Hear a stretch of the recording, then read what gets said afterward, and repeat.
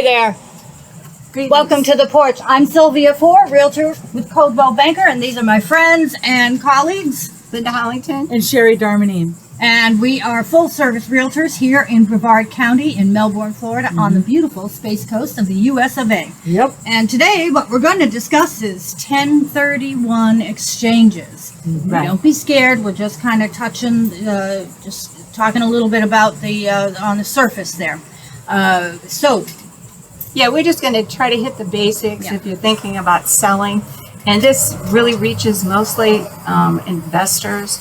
There's a lot of investors really frustrated right now. The moratorium's about to stop. Evictions are about to start. But they're behind and they're thinking about selling. And we just want you to think about this 1031 before you sell and search it out a little bit. We're just going to tell you the basics. Yeah, usually they recommend you get a 1031 trained person. Right, exactly. You don't want to mess around on that one. No. It's important. Sherry knows more about them. Oh, yes. Sure I do. The investor or the taxpayer enters into an agreement with a professional intermediary who works to make certain that the IRS requirements are met. And that's key. You need to make sure that the IRS requirements are met in order for you not to, in order for you to avoid any penalties down the road. The process needs to start prior to your sale of your property. So your intermediary will be working with the title company and preparing the documents to be signed at closing. The sale proceeds are sent directly to the intermediary at closing to be deposited into a bank account until needed to close or replacement of the property. So the investor, the taxpayer has 45 days from the date of closing Right. to find a property to purchase, which is kind of tough in this market. Yeah. And 135 days to close on that replacement property.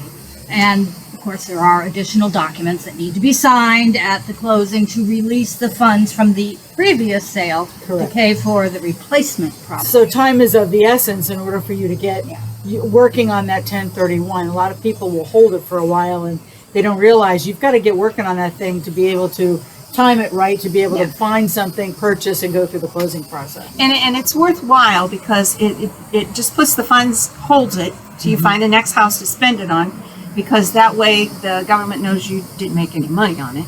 So you just get to use that money again for another investment. It will save you money in the long run.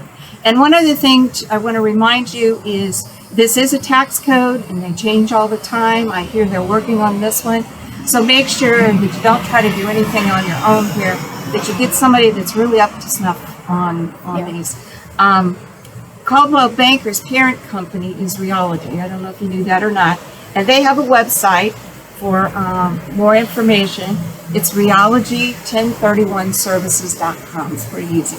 So if you want real detailed information, look it up. They'll give you a little bit more than we did here today. Just some tools and some checklists that you can use to help better educate you about the process, but always consult your tax professional, your accountant. Can we put that website in the comments so people can pick it up? Yeah. I don't know how to do that. I'll do that.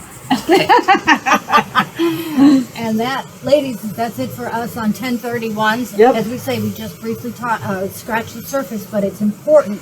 Linda especially wanted to get this out there because right now it's you need to know. Yeah. Now is the time that it's being utilized. So we want to make sure that you have some tools and checklists to go by and understand a little bit about the process. That's right. All right. Well, Thank thanks you very everybody. much. We'll see you next week. Soon.